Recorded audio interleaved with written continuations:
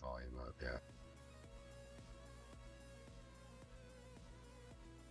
Good morning, good afternoon, and good evening, ladies and gentlemen, and welcome to SATAL 2020. I'm your host, Moltar. We're going to be jumping in the match here in just a second. It is going to be MY Squadron taking on 343 Naval. So, again, we're seeing 343 come at you again. They had a barn burner last week with their 4 F-18s, but they're back this week again, or today. We saw them on Tuesday, or Thursday. It's now Saturday.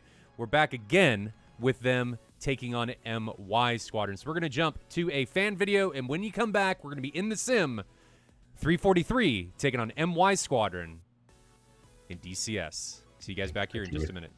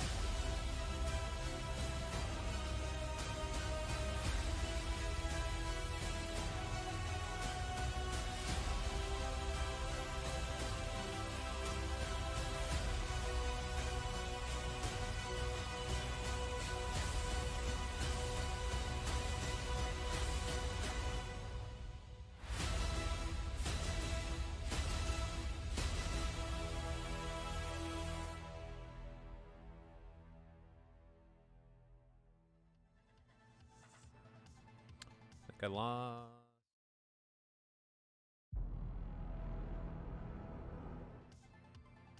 think I lost your webcam. Should be good. Got it back. Welcome back, ladies and gentlemen. I know I said we were going to get into the sim, but I had to fix Billy's face so you guys could see the mustachio man himself, and I could bring myself to not do that before we got into the sim. So, Billy, how you doing this morning? I'm doing pretty good. Getting ready for the action here. I think should have a pretty good one on our hands. I think we've seen both these teams before. Pretty decent matches in the past, so I'm looking forward to what we got here. So one thing I do need to point out is that at least one or two of these tracks are personal tracks. I don't remember the reason for that, but we could be seeing some desync. We could be seeing some stuff go on here. So I haven't looked at them. You guys are gonna ride the roller coaster with me and Billy. So we're just gonna have to see how this goes. I'm not entirely sure how it's gonna go. Yeah, we're just going to have to see. But saying that, let's jump into the sim and see how these guys are going to get on. Like I said earlier, 343rd is going to be all F-18s. So will that play a role, as I think it played at least a little bit of a role on Tuesday? Do we think that's going to play a role today? Even though I think my squadron or MY squadron is going to be taking at least one Tomcats. We're going to have to see if they're going to be able to overcome that. But let's jump in and see how these guys are going to get on. All right? Let's do it. So sitting here, I think this is Glenzik. I think we're at Glenzik. I don't remember exactly where we're at. Where are we? That looks like it's Guadada. on the coast. This okay, is, yeah, Guadada. No, different G. yes, this is Guadada. I got the G right. Yep, close. And it's Glenzik Guadada versus Krimsk. So I was wrong in all senses. Everything was wrong about what I just said. Guadada versus Krimsk. Okay, it's a decent distance here. A little bit of distance. It is a decent distance. Again, for anybody that is just joining us, this is going to be 343rd taking on MY Squadron. I, in the past, have pronounced it as My Squadron, but I was corrected, and it is MY Squadron for a Malaysian squadron against 343rd, who I believe, and chat may correct me if I'm wrong, I'm pretty sure they're Japanese. So I apologize if I'm wrong about any of this. There's like 30 teams to keep track of. So, you know, I may be wrong. I hope I'm not. So, yeah. We're sitting here with the 343rd. Rossman, who we saw on Tuesday. Saba, who we saw on Tuesday. Saber, and Null, we all saw on Tuesday. So this is going to be the same team, same 343rd team, showing up that we saw on Tuesday, taking on and defeating Griffin Squadron, now taking on MY Squadron. Now, Billy, what we've seen in the past is these guys depart. MY Squadron, from what I remember, they're going to have at least one J11 in Moody Rider, and they're pretty aggressive, if I remember right. Indeed. And Moody Rider, pretty good with that J11, if my memory serves me correctly. Nah, man, he's terrible. Definitely a guy who knows how to utilize that platform against some of these NATO Western aircraft. Mm-hmm. So look for him to pull something special off there. This is not a week where I've watched things, so I have no clue what's going on here. But I'm going to assume he may pull some stuff there off just being the lone J11. Mm-hmm. What do we see? We're seeing 3 or 4 F-18s. Four F-18s. Is that for MY?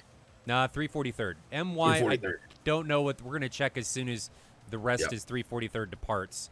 I don't User know joined your channel. What MY's taken yet. I'm not sure. So I'm going to assume at least one J11 and at least one Tomcat. Disconnected. Sorry, you guys are here in TeamSpeak. You guys are here in TeamSpeak of the Bastard. I don't know that live TAC view is going to work today because it's a personal track. I don't know if it's going to work. I tried on my machine connecting locally, and it didn't connect. So I have a feeling it's because this is a local track that it can't or is not going to generate a TAC view. It wasn't working for me, so I can't see it working for anybody else. Could be because it's a local track. So we're just going to have to go TAC view lists, unfortunately, today.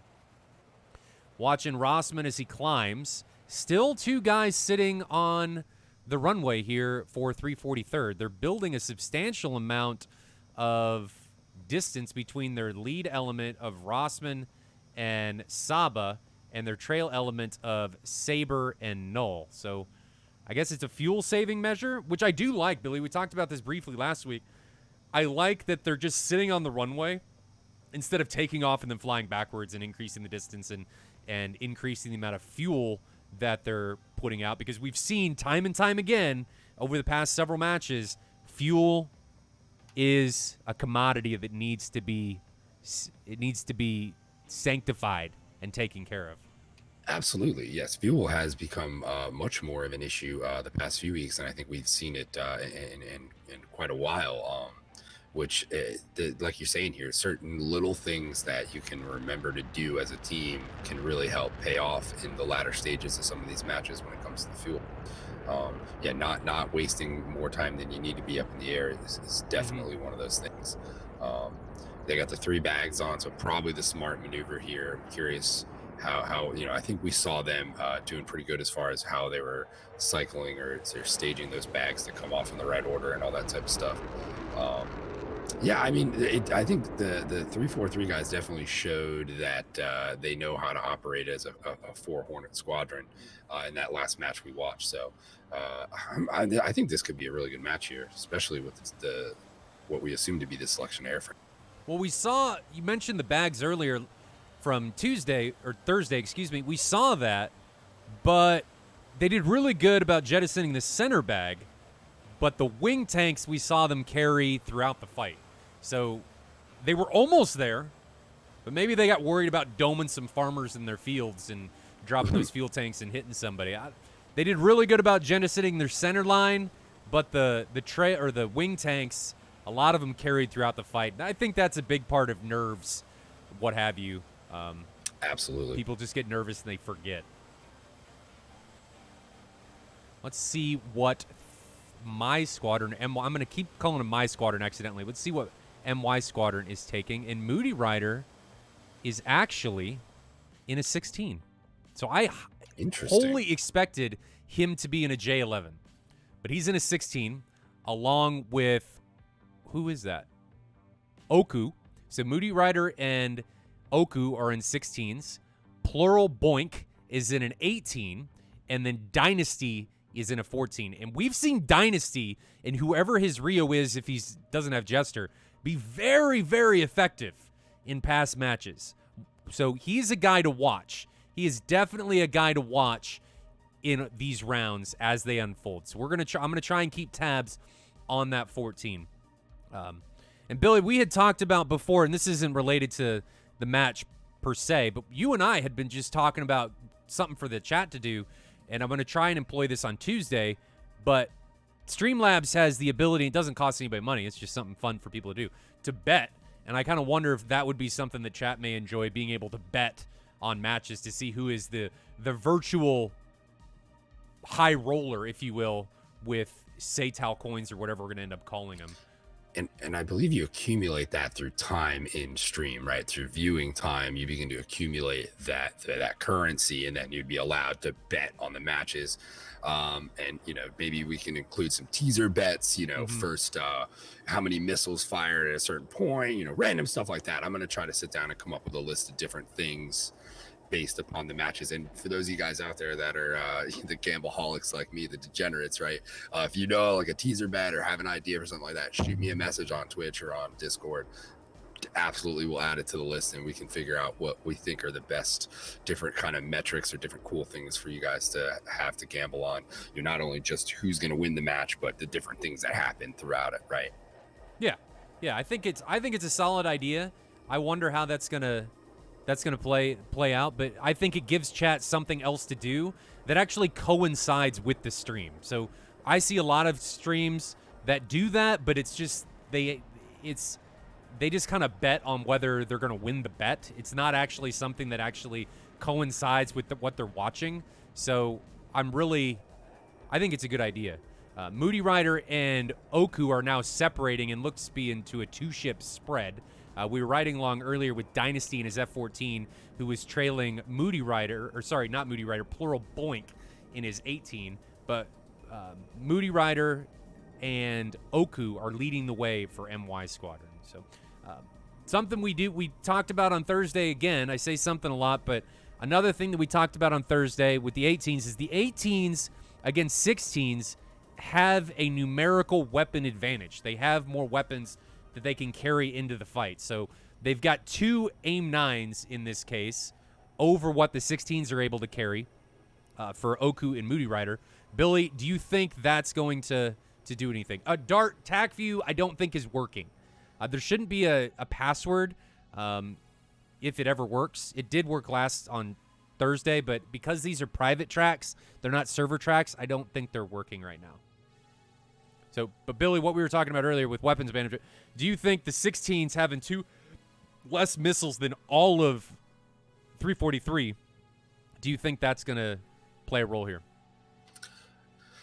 I mean, really, at the end of the day, they're just, in most cases, from what it looks like, the 16s are taking all 120s. So they're just Sans 29Ms at the end of the day when you really kind of shake that down, right? Because the 18s carrying, 6 120s as well there, right? So it's really just the absence of the 2 AIM 9s for those 16s now. I mean, those AIM 9s certainly play their role, but at the end of the day, I think it just requires you to be a bit more conservative with your shots. Shot selection is a bit more important. I mean, I think, excuse me, the thing we talk about here all the time is that, shot selection is paramount, right? That is one of the most important things, making sure that every time you fire one of those missiles, the PK is high enough that it's going to yield you some return on it, some results, right?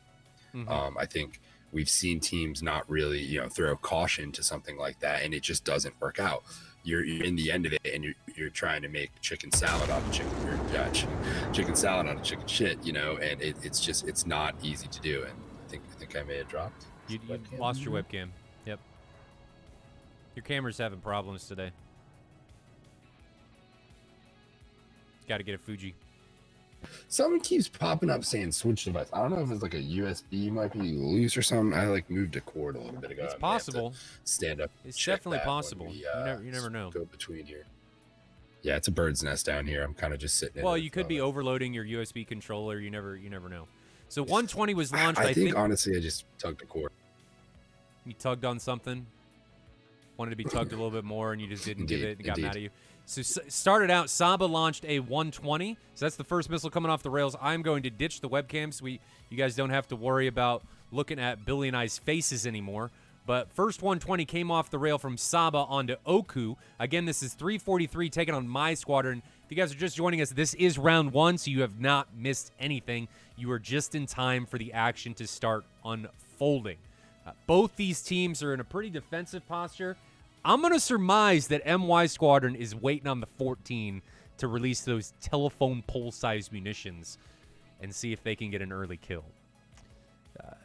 Oku and Moody Rider were leading out here, and they've since turned cold, and now it's the 14 that's coming in here. So we're going to grab him and see if he's going to do anything here. The track's been doing decently well. I haven't seen any, lag, or it doesn't mean there's not any desync, but I haven't seen any lag, so hopefully this ends up working out. F-14's climbing. He's at 45,000 feet. So, Billy, I was just going to say, I really think he's going to launch a Phoenix, and there she goes. So they are on, it's a Mark 47. It's an AIM-54A. So they are on the B weapon restriction. Can't tell who that's on yet. We're going to ride along with this guy for a little bit. But again, that is Dynasty launching the AIM-54. Can't tell who it's on. Let's grab that missile. Here it is. Can't tell who that's on quite yet. I don't see it coming in yet. I think it's on Saber. So let's jump to split view, and you guys can ride along with the missile and see who it's coming in on. I think it's Saber. Saber's he's pretty fast. He's 800 knots, but that AIM-54 is cooking. She's still at 1,700 knots. So even though Saber's really fast, that Phoenix is closing. I think he's low enough there to where, though, he's going to end up outrunning that thing. Or but he is slowing down. The question is does he think... definitely still got some speed on it. There's no doubt there. No, that little turn there is going to cost him 5 years. Yeah, it actually lost track. It doesn't see him anymore. He line of sighted it, and it doesn't see him. So that missile had a giddy-up worth of energy, and it almost ran him down, but Saber did a really good job of being fast and converting all of his altitude into energy, and it ended up working out. He didn't support at Southern Jumper, but I don't think you necessarily need to. I mean, not yet. I think he line of sighted it after the support ended, and that's why it lost track. So, 2 weeks. Hopefully. Something, Billy, that I saw ED announce is that the next update, hopefully, R77 and the R27 family's getting love. Nick, I think it was Nick Ray's comment. I think it was Nick Ray's comments, or was it Chiz's comments? Or pretty stupid. It's like, it's a stupid old missile, but we're gonna fix it. It is. Old and analog too. He threw in there, which accurate, right? At the end of the day, it is. Silver Phoenix. That's true, but the Phoenix, as it stands right now, she got some magic INS. She got some magic voodoo stuff going on in her, so you don't even need to support it. You launch it, and it just knows where to go. But if you line of sight it and notch it after it's active, it's gonna miss. But hopefully, maybe next week when I think we're supposed to get the update, maybe next week it'll be fixed. Oh, a couple weeks then, 2 weeks. Hashtag. Yeah, 19th. Moody Rider puts a 120 out on Rossman. That's an okay shot. How high is Moody Rider? 23,000 feet. So that's okay. It's not awful. He's definitely he might be getting the jump on him because he just didn't expect it there. But then again, you never know. Rossman probably going to want to start. Oh, no, he's already split us and head back. Yeah. You can't really tell in the map. It's difficult to see the transition point because they still look like they're going forward, but in actuality, they're in almost a vertical dive and they may be like 5 degrees heading forward. Then all of a sudden they flip over and that's it. Right. Another Phoenix was just launched by Dynasty. I think that's on Saba, and this one's already down to 1,100 knots. Saba's cruising at 571. So let's move over to Saba and see if we can see it. There's the Phoenix. So you can see the Phoenix back there, 4.5 miles back. She don't have it. She not going to work. Nope. They're just, these missiles, and he line decided it. Well done by Saba using the terrain to get away from these. So Dynasty is just launching from too far away. I mean, he just launched another one from 28 miles, which is okay, but it's a Mark 47. It's not a Mark 60. And I think at the end of the day, what these missiles are doing is just really making these guys burn a little bit of extra gas, but it's not worth the weight of the what you could have with that missile, which is a kill right at the end of the day. So I think you really got to close the gap, especially with those Phoenixes. I mean, they can be so brutal from a certain range. You're really only going to catch people sleeping with those long range shots. And I think it's few and far between. I mean, we've definitely seen it happen here. So, I mean, you can't say it's not something that, that happens. There's definitely guys here that don't respect it enough or aren't paying attention enough and get clipped. But I think the overwhelming majority of guys are versed enough to know how to avoid that and at least paying enough attention.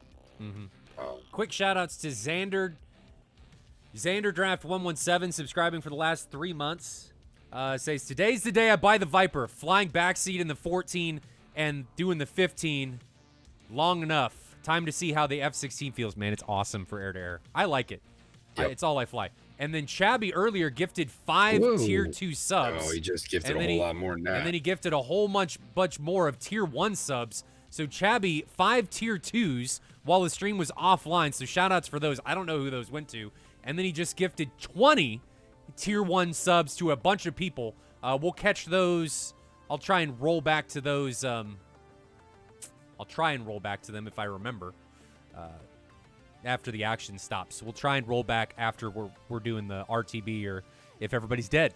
We'll just have to see how this goes. So thank you, Chabby. Very generous of you. Congratulations and to everybody that got the free gifted sub from Chabby. Much appreciated. Lost your webcam again, Billy. Maybe just go. Don't worry about your webcam. We'll go webcamless today until you fix it. I don't know why it's doing. Nil puts a 120 on Oku. That was launched from 12 miles maybe, but it's just not going to work. I mean, he's high, 12,000 feet, but he's already cold, full gate, descending. Missile's still 3 miles behind him. You can see it back there.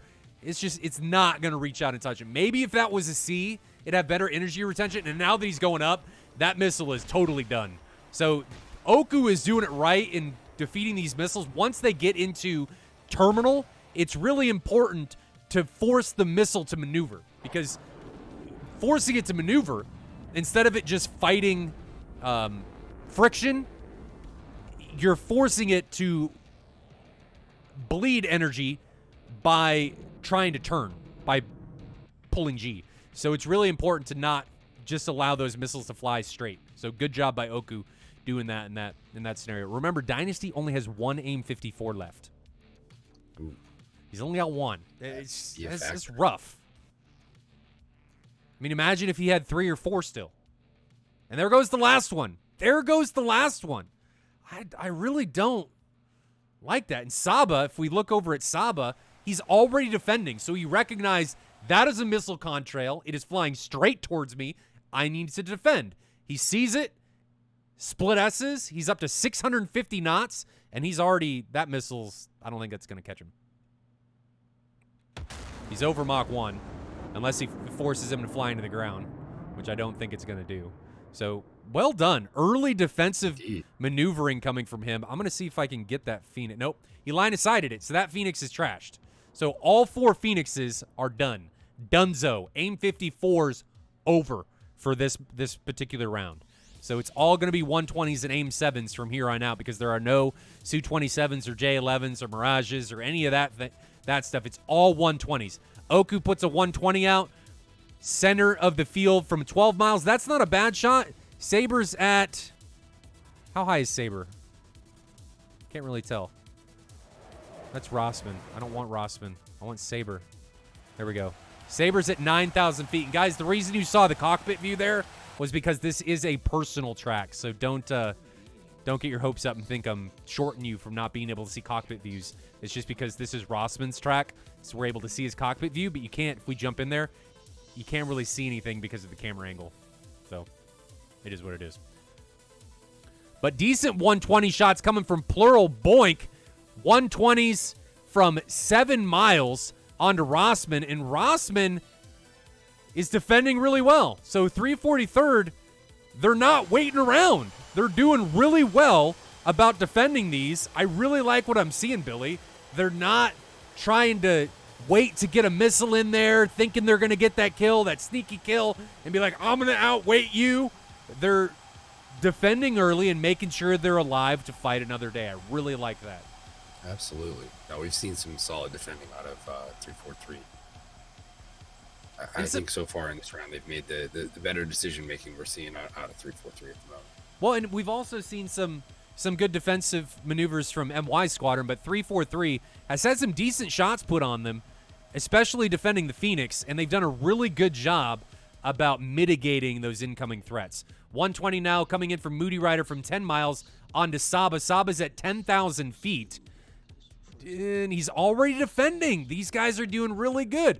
I mean, as soon as he got the pitbull warning, he's high enough that he can jump into that split S maneuver, and he's able to really easily and effectively get away from that threat.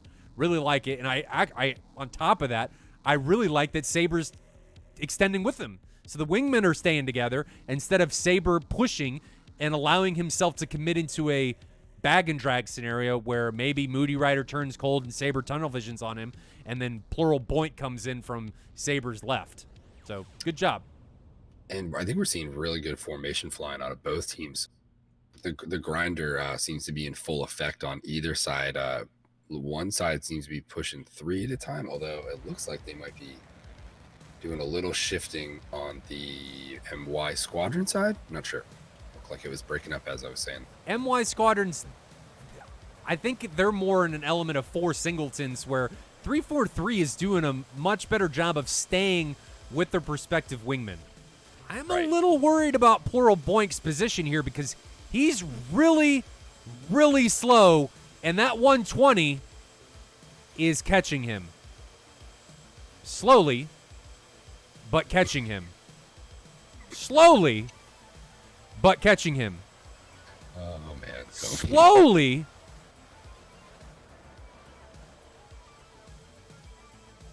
but out of energy. And if he didn't go into this vertical maneuver where he went up instead of going down, I think he would have... That could have ended differently. But him, instead of just going down, he recognized that, hey, this missile is probably close to being out of energy. It was launched from a decent way away. I'm going to go up, since that missile's in terminal guidance, and bleed it out of all of its remaining energy, because it didn't have a lot by the time it reached him. So really, really good job from both sides. I've talked about this repeatedly, but from both sides, defending all of these threats that have been launched at them. Really good job. We're seeing a showcase of what I like to see. This is good. Hey, there's Lozzie. Lozzie. 120 coming from Moody Rider. That was launched from 7 miles. Saber responds with the 120 of their own, and he is at 4,000 feet, 600 knots, and both those missiles are going to be trashed. I think, Billy, we're going to go into some close range merges, and I think 343, being that they're in the Hornet and they're going to have those AIM-9s, are going to be at a decent advantage because of it. Agreed. I think we're going to see this thing descend down into these little low foothills here, and I think we're going to be seeing these guys work to try to draw this thing in closer here, as it looks like 343. Just the camera switch on me, but I think it looked like there was 4. Was it 4 hot there? 343 has 4 hot, and everyone from MY Squadron is cold. Driving the line right now, and I think that's what you want to be doing, because they're going to have to be careful on their recommits, and the opportunity will be there. Plural Block now, I think, is the only one almost fully back around, and he is going to have a world of hurt coming his way if these distances close any further here. He is in a position here where he probably needs to get the early shot off, and there it is, looking in the opposite direction. So Saber puts Saba puts a missile on Plural Boink, and Boink gets that Pipple warning and then turns away. So 343 is doing a really good job of corralling MY Squadron. I wonder, well, we've still got a decent way to Bubble's Edge, so they're not pushing them back too far. But they're doing a good job of keeping the pressure on. I would have liked to see them not just turn away. I would have liked to see them continue to press and be aggressive in that situation, because they didn't really have anything to worry about. Now Oku's coming head-on against Saber. 6 miles. Oku's at 7,000 feet. Saber is at 3,000 feet. And I think the missile coming in on Oku is going to be the problem child. Is he going to be able to get away from it? I can't tell. I think he's going to be okay. You might need those flares. I'd be careful there. He's okay. They're perfectly fine. So he was able to get away from it. Still 4 pilots remaining for both teams. And we're starting to get into the position where it's going to be more difficult for me to keep track of everything that's going on. 120 from Rossman put on a Moody Rider. I haven't seen Rossman put a lot of missiles out, so I wonder if some of the guys on 343, and really some of the people on both teams, have a decent amount of munitions left. Moody Rider's defending this 120 coming in. It is right there below him. It's not going to be able to come up against him. Again, I really like the altitude changes. Instead of flying level flight, the altitude changes are forcing the missile, instead of maneuvering in a 2-dimensional space, forcing it to maneuver in a 3-dimensional space, which forces the missile to bleed more energy in a shorter time frame. Who is that? 1 missile left. 1 missile left. What? Who's on camera right now? He has 1 missile left. He's got 2. No, Moody 2. Rider, he's got 2. Sorry, it was he's got 2. Moody Rider, okay. But that's a detriment to the F-16. You got to pick your shots. You got to pick your shots. And if you don't, you're going to be out of weapons before you know it. Shifty Mover says, feels exactly like Thursday's match, very slow. Well, man, it was very slow until shit got going. And then it was the floodgates at the water treatment plant just gave way on untreated refuse and came spilling out. Not that the match was refuse, but it just started happening.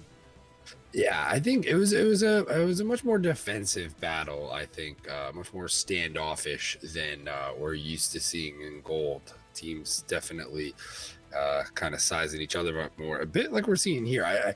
As much as we've seen MY Squadron get into some precarious positions so far, I think they've done a pretty good job of not getting themselves, not biting too much. This may be the first kill. Plural Boink has a sneaky beaky AIM-9 coming straight at his face. You can see it 2.5 miles out there. Plural Boink isn't heavily maneuvering. He's pretty fast for being at 13,000 feet. AIM-9's 0.5 miles away, and boom!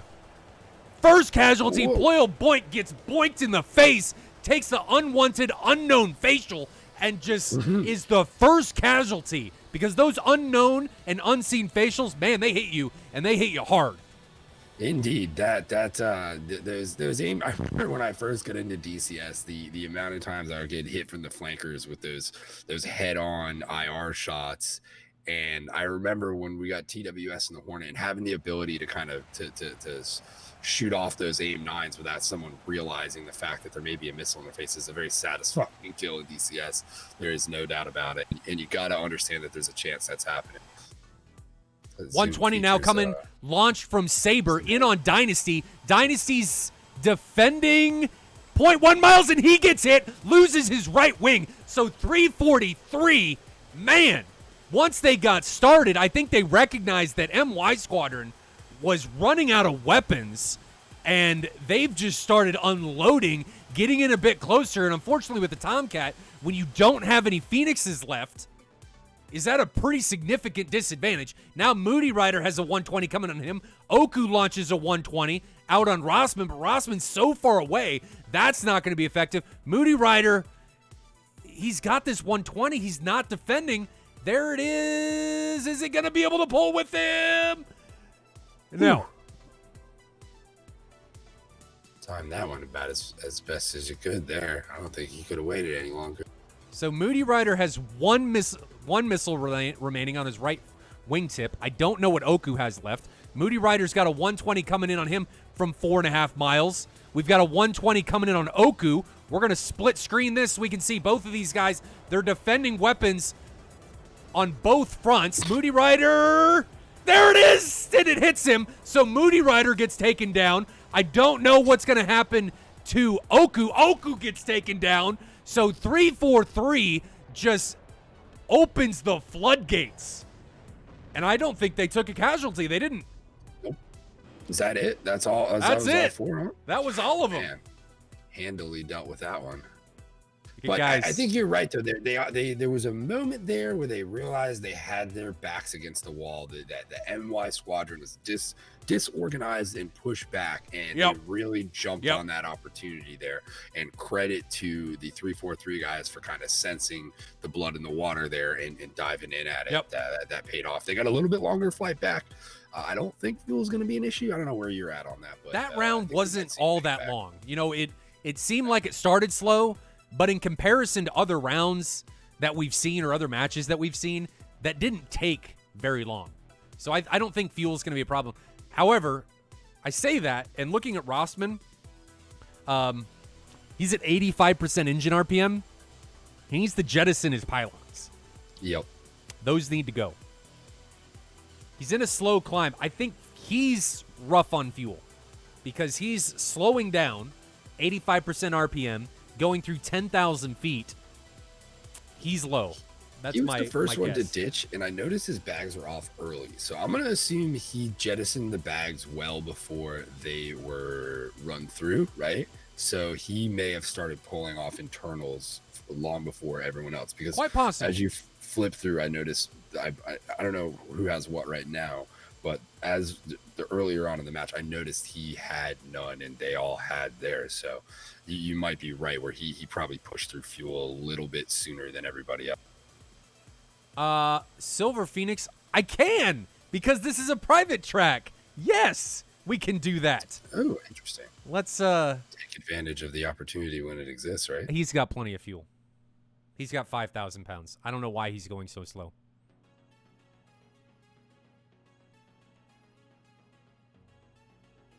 Man, Matt Wagner or anybody from ED, if you were watching, if we can get these views somehow on server tracks, I would give you thousands of dollars.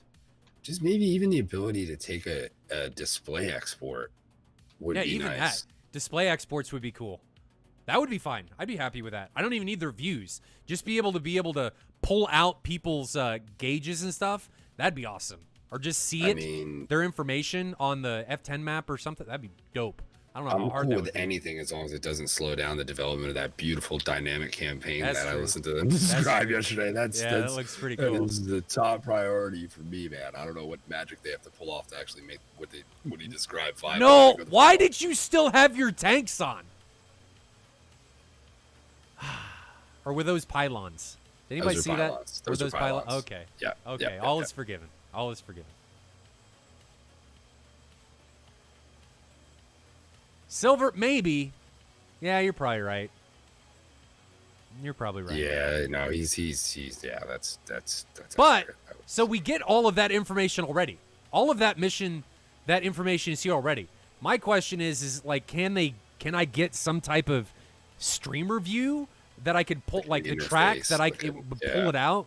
So it doesn't need to be written while the match is actually taking place. Well, it is already. But I wonder if that could be done, like some type of overlay or something. I got somebody, who's that? Gamma, one of the guys that views the stream, actually said he's going to help me with an overlay. I've had a couple people in the past say they were going to help me with an overlay, but then it always goes and never ends up working out. So yeah, I don't know if you guys saw yesterday, Comey and both that dynamic campaign in the Weekend News, and then there was the interview with I think Growling talking about Nick Gray. Really, there's probably like a several minute section where he explains where everything is in its development phase and so on and so forth. But if they deliver on the whatchamacallit, you should have the camera. I think I fixed the problem. So did you? Yeah, I think so. Oh, okay. So really like to see if they can actually pull that off, and from the sound of it, some of it may not be as far off as we might think. I don't know. There was a lot to take from that interview, and frankly, I hope Nick Gray didn't just come out and pump a whole lot of hot air into us. I really hope a lot of what he was saying is on the horizon as it sounded, because if so, then the days of not having a whole lot to do with all these cool things may be coming to an end. Mm-hmm. That'd be nice. The dynamic campaign looks awesome. R27 improvements, as Nick Gray would say, on those crappy old missiles. I think they were just kind of trying to give the red guys something to be happy about. I thought the missiles were going to get worse, in all honesty. That was my projection for the R27R family or the R27 family, that they were going to get worse. And they still might, because they just did this. They don't have any wind tunnel or virtual wind tunnel testing or anything done on them. They do the CFD stuff, right? The computational. Yeah, I don't think they've done that dynamics, yet. Whatever the hell that's. So they just improved them a bit. Right. I don't. But still, I think it makes them more competitive for the time being. Right. Well, I mean, any improvements, right? I mean, anything, especially some of this stuff that hasn't been touched in a long time. I think as they get around to cleaning up a lot of this stuff, I think we'll see things start to improve in that regard. Yeah. I want to see more. I keep seeing people posting about plane mods. I want to see people do more asset packs. I mean, we need more stuff. We need more stuff to blow up on the ground. We need more placeable stuff, I think, at the end of the day. Yeah. Like, the more static asset packs we can get, the better off. I mean, frankly, I'd like to see a third-party company develop, maybe just to help, I don't know how that works with the licensing of stuff. That could get tricky there, but nevertheless, to try to at least help get more assets, more military hardware, that the ground vehicles and such. Because if we do start getting this campaign like they're saying, it does feel like we're going to be limited at that point just by the amount of what is actually in the sim as far as assets and placeable stuff. So now, I said I was going to go back and talk who got subbed. It's true from Chabby. So Chabby gifted 20 T1 subs earlier, and they were given to Ripoli, Gajuka, Unamsuki, Hans, Buster, Quad, UK Gamer, Nay Rolf, the Deathly Bros, Squid, Wisepaw, Lemon Shark, Shrek, War Crimes, Cronin, Drunken Bear, and High 41,000, Sykes, Impact, and Requiem. So, Chabby, thank you again for those gifted subs, and hopefully everybody that got them puts them to good use. So that brings us, I applied, we talk about this every stream, but I applied for Twitch partnership last week. Hopefully we get it, because it's going to open the door for us to have a lot more on the emote side. So we can get some custom emotes. Gordon B can get his emote, and really, I think all of our heavy contributors, I'm happy to give all of our heavy contributors their emotes, because you guys are the thing that make these streams better, because all the money that we generate here and Patreon goes straight back into making these streams better. It just allows me to do more and more things. So I think one of the next things that I need to do is, honestly, I need a bigger monitor. Yep. My 38 inches isn't big enough. I mean, have you thought about 360 wraparounds yet? I feel like you're in that territory where you just need like a dome. We're going grandma's boy, where I jump in my thing and my seat goes back, Yeah, I don't know that I want to go that far, but I think I need. Dell makes a 42-inch. There's a bunch of 42s. I don't know. I need to think about it. I move here in a couple months, so that'd probably be a pretty good time to be able to do it. But my wife's gonna look at me because I'm gonna buy the 3000 Nvidia card, right? Because I want to do that on my own. For That's my own September. I gameplay. think we learned recently, right? The 3080 Ti's. I think September or something. I don't know. Is it? I think because I want to say somebody posted in our Discord the other day that there was something, a leak or something like that, saying they're coming in September. But I don't know. I got my money stashed away. I'm ready 17th. to rock and roll. I want I'm it for ready. 2020 more than anything else, to be honest. I've upgraded my PC already. I'm running 10th gen, a 10900K at 5.3, 32 gigs of RAM. I'm ready. I'm ready. And honestly, if it boosts the performance, I'll go as many cameras as my machine can support. So we'll run. Man, I don't even know how many we can run, but I'll run up 8 if I can. I don't know. You're gonna need to like dip your entire setup in that mineral oil stuff because you're gonna be overheating fucking throughout basically, center of the earth style temperatures over there. You're gonna need to do something to cool all that down. Yeah. If the 3080 Ti is that good, I mean, maybe I go to an Epic processor, Yeah, like that's certainly a possibility. 64 cores or something from my 20. I don't know. Yeah, no, 3080s. I mean, it sounds magical. Let's hope it certainly delivers more than the 2080 line did, because that definitely didn't push me into the new card. I really hope this is what we need there, because setting 2020 on medium is definitely not fun for the whole. Like, how good is my machine right now? Oh, it's that's the case. Okay, things need to change. Does anybody know of a way? I just got a YouTube comment that I saw come through. So YouTube can't see Twitch chat when I upload the videos on there. I don't really want to put an overlay of everything on the game views here. Does anybody know how I could fix that? Is there a way around that? Way to spit out a overlay that's a little bit less obscuring, maybe. I could do that. I'm just trying to think post-production or something, but that causes me more work. I don't know how I feel about that. I don't like work.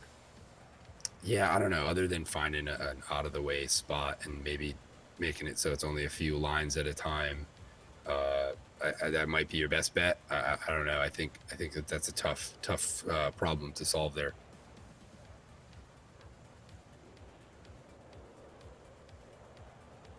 Do you know the way? Got a couple guys, looks like they're lining up for a landing. Saba is over top of Guadada, and Noel, I guess, is going to land first. So Noel's on the left. His gears come down. 97% engine RPM. He's still got an AIM-9. Was he our man that got the sneaky AIM-9 off?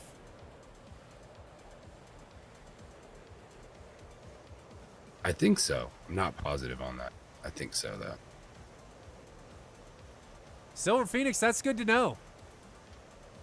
Interesting. I think I said notch because there's a bug right now in DCS where you just have to like fly through the notch. I'm pretty sure it applies to the AIM-7, because the AIM-7's been doing some weird stuff about losing tracks and doing weird things, where the AIM-7 and the R27 family, if you fly through the notch, like just through it, you don't even have to sit in it, the missile just loses track and doesn't know where to go. So I remember that being talked about with the AIM-7 where it was unnotchable. But I don't know if that's still the case. Yeah, we saw some. I mean, I think we saw the first person to have some success with it a week or two ago. But other than that, it's really been weird, the performance we've seen on it. At least I know at night when we go on PvP and then review the TAC feeds after it. When you see them used, it just always seems like it's just something weird going on with it. I really haven't seen it do anything of merit when it's in when there's a lot of clients involved and stuff like that. So I don't know how much that has to play into factor, like the amount of clients around you may have an effect on that type of stuff at the end of the day. The 7 is pretty bad, but the 7's also a really old missile. I mean, the 7M is like not how new. bad should it be is really the like I think that's more of the question. I know there's different variants of it. The newer variants, I think, a lot of the problems got sorted out. Sure. But the earlier variants but were the 7M is old. very low I probability. mean, it is yeah, old. correct. So I can't really say that it shouldn't be the trash. P? I think the P is the one that 18 is supposed to get. That's the more advanced version, or the most advanced version they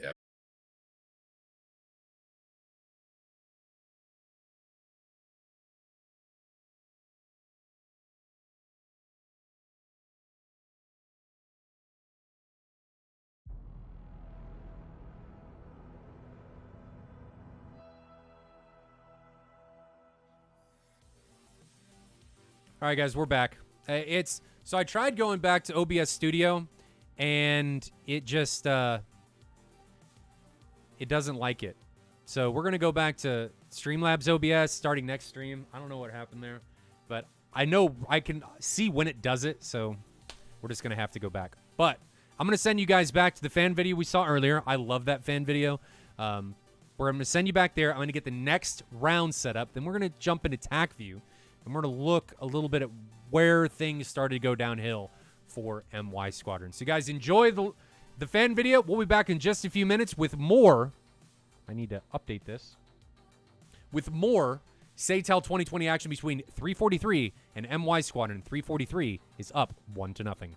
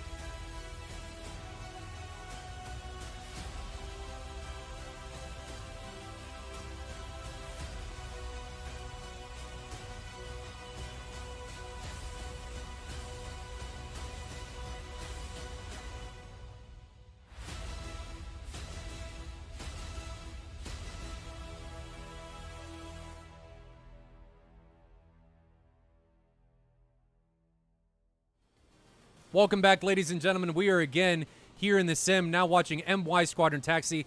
And guys, we're going to have to move away from Streamlabs or from OBS Studio. It just, my PC doesn't like it. I don't know why it crashes. OBS or Streamlabs OBS seems to work fine. This one just, I don't know what its deal is. It doesn't like me. Sorry, I was laughing at Comey's comment there. Oh, not I thought you what were laughing at me. No, you can no, laugh at me. I read Comey's comment. I realized, like, oh, it sounds like I'm laughing at him there. I need to clarify that.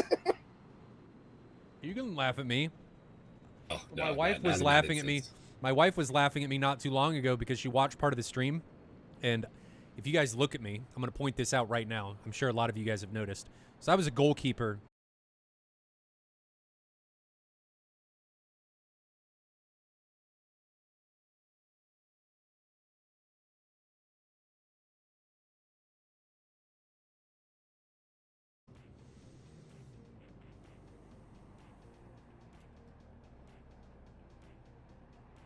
All right.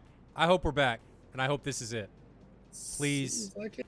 please, DCS gods and OBS gods, give it back to me. I don't know what it's doing. It's OBS Studio. It's not. Streamlabs OBS works fine. OBS Studio is. I don't know what it's doing. It keeps dropping the internet connection.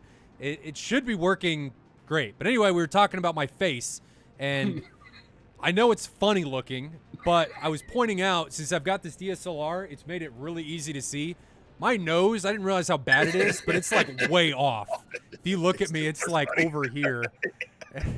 I don't know how anybody thinks I'm attractive with how my nose is like that. It's like, Jesus.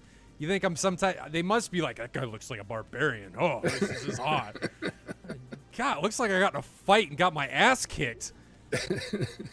Yeah, I know. I know the feeling there. I've broken the nose 3 times. I got a couple missing teeth.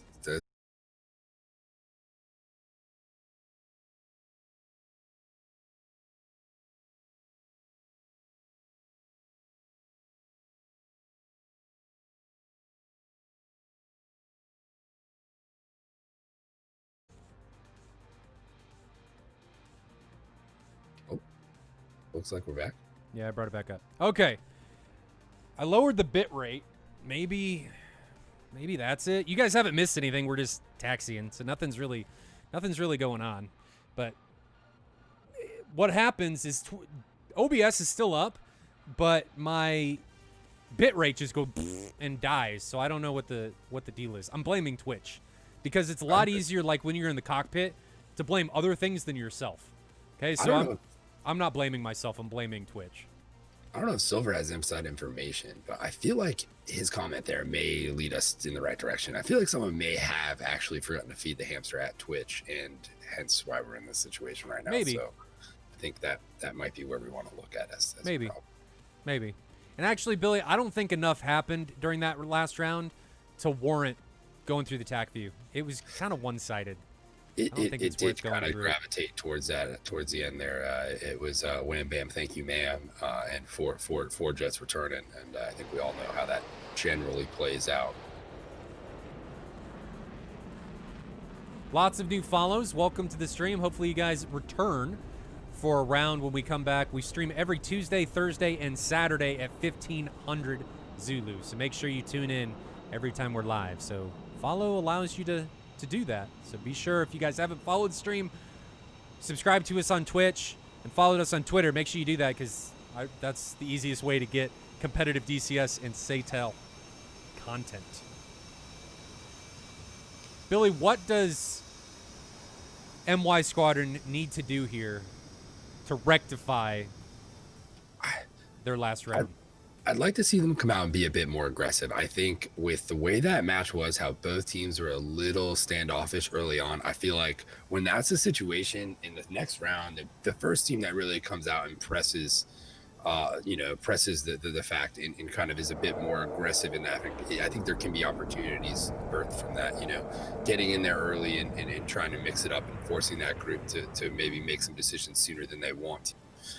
Maybe in their best bet here, best interest here. So hopefully, we see MY Squadron kind of get in there and mix that up.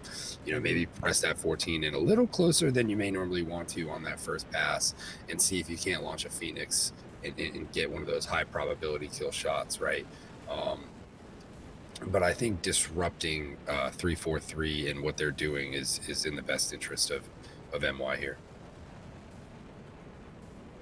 14 of Dynasty and the 18 from Plural Boink departing Guadada.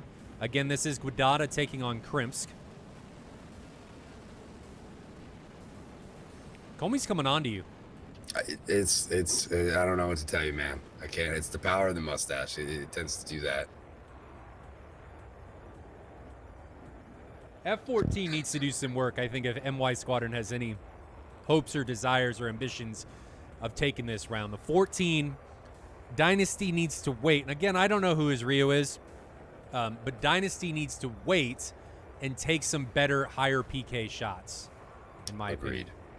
Absolutely agreed. That they do need to be more selective with when they're shooting. Mm-hmm. I think we saw a handful of shots, probably close to the 40% mark, if not maybe a little more than that in that first round, that were just, sub 60, sub 75% PK, and I think or pH, as some people use in wargaming, what your probability of hit is, and I think that it's just too low for a majority of those shots. They need to get that up, decrease those distances, get in a little bit tighter, and try to find some better shots.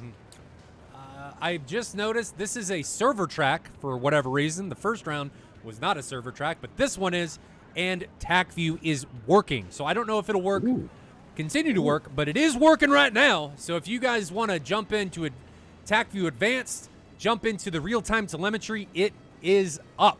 So take advantage of it. It's up there. Log in. Make it happen. I'm in. Sweet. Nice.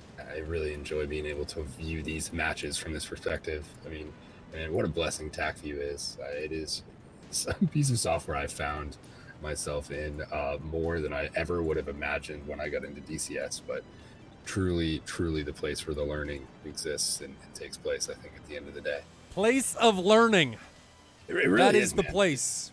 It's where you figure out, how to get better, I think, at the end of the day. Well, yeah, the how, you can definitely figure it out. The putting it into practice is something entirely different. That just takes doing it, though. That's getting in the pit, starting the jet up and going and doing it. And the more you do that, coupled with doing these type of reviews of when you fly, it really pays dividends for those of you guys out there who may be new or maybe feeling like you're struggling or anything like that. The power of going in, flying sorties, and then checking your TAC views afterwards, it really is. And doing that with a group, I can't stress that enough. DCS, as much as we see so many people do it as a one-man thing, it's really not. You really should have a group of people to fly.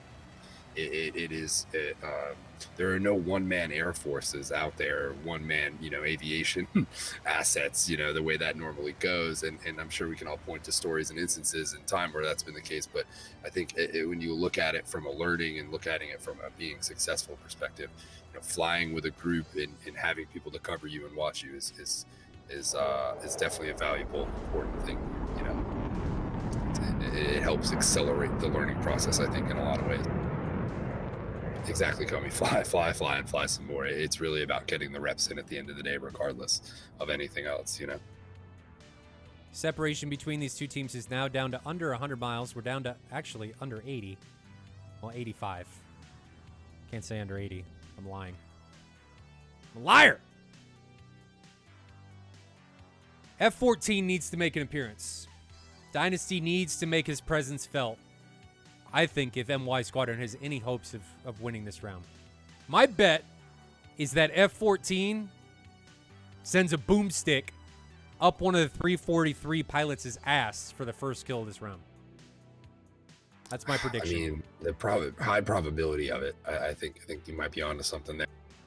Like I said, I think we see them close a little tighter here. If my memory serves me, the last time we saw MY Squadron fly, they did a pretty good job of adapting and learning as the rounds progressed, right? So I think that some teams better than others at, figuring out what they did wrong and what the other team maybe did right or better in that first or just round previous, and making those adjustments, akin to a football team coming out at halftime and making the corrections they need to be successful.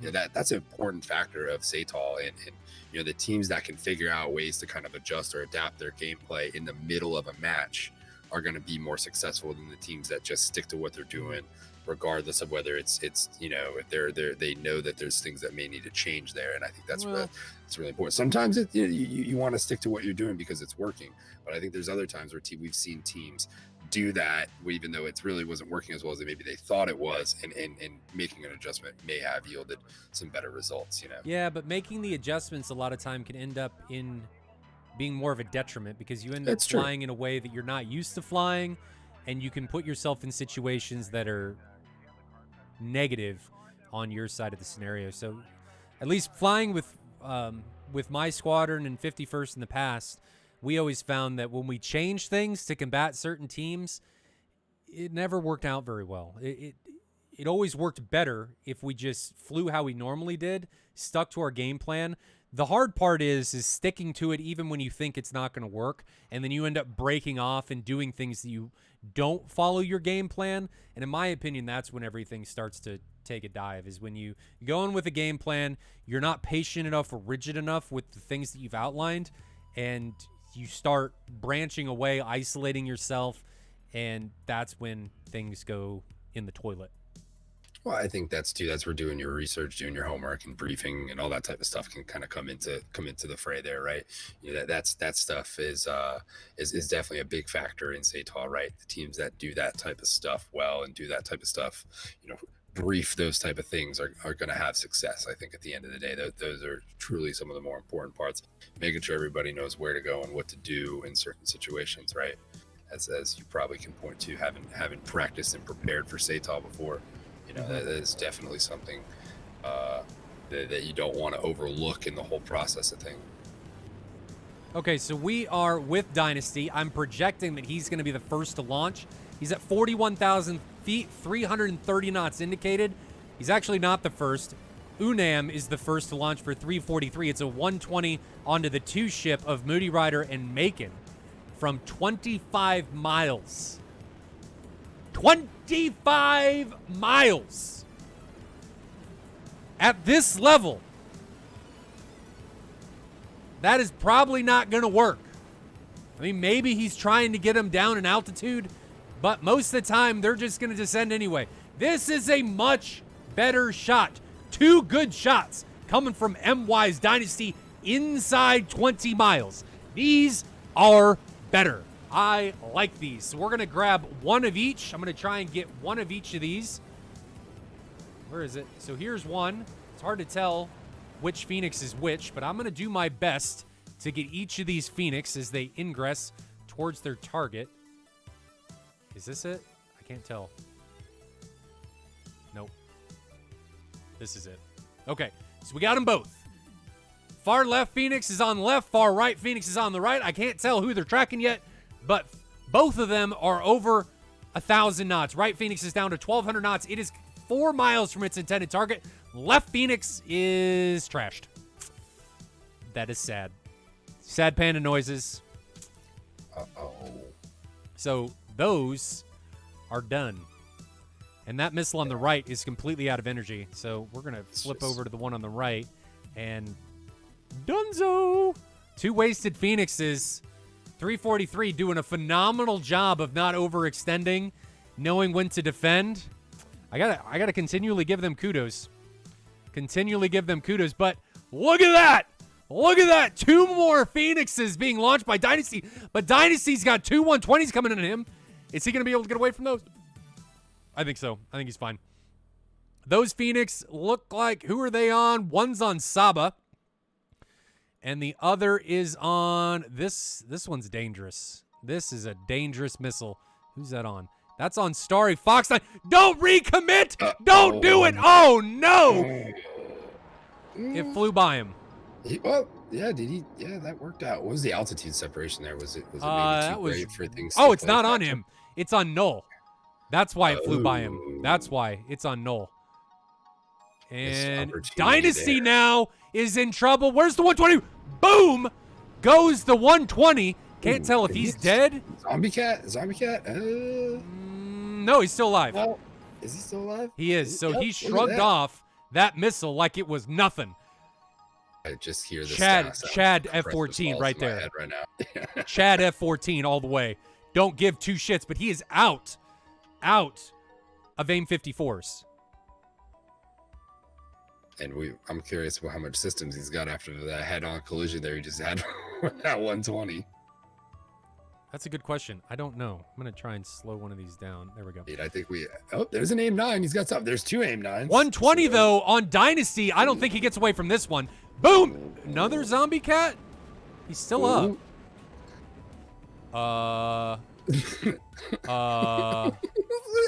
I don't know what's happening, but he ended up taking down his opposition. I think this is just one of the downfalls of the F-14 that we've seen so many times is its damage model. There go a couple more AIM 9s. He eats 2 more missiles. Another missile. Small noises. I don't know if he's dead or what. I think he's lagging.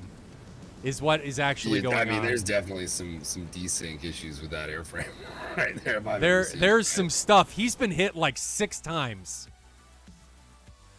and we've missed.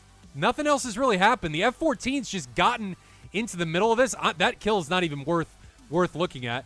But Starry Fox 9 now has a missile coming in on him, 0.5 miles, and he gets hit. So that's wow. Lag Cat for the win. Right. And that's all she wrote, folks. Lag Cat just dominating that match. Man Bear Pig says Dynasty flew through another aircraft for a kill. That's entirely possible. I mean, when you're the Lag Cat, you become the bulldozer. Comey, they actually may have called for a reset. I don't remember what happened in this round. Like somebody just disconnected there. I think there may have been a reset in this round. I don't remember. But that also could have been desync. So I don't know. Switch. I don't know. But we're gonna say it's 1-1 right now. That's all I know is that it's 1-1. Oh man, that was rough. It's and like people always like, oh, the Tomcat can eat him, and it's like there's the meme right there for you. Well, I don't know if that was the Tomcat. It looked like there was some lag going on. No, there definitely was. There absolutely was. Yeah. G.I. Joe, there is a third round, so we're gonna move on. It's not. I'm gonna pretend like this round didn't happen. I'm actually not gonna give it a 1-0 right now or a 1-1. I'm gonna pretend like this didn't happen. So we're not gonna look at the TAC view for this. I'm going to send you guys back to the fan video, and we are going to see how round 3 gets going. Will Lag Cat be back? Will there be a return of Dynasty the Bulldozer? I don't know, but come back in 2 to 3 minutes to see what happens.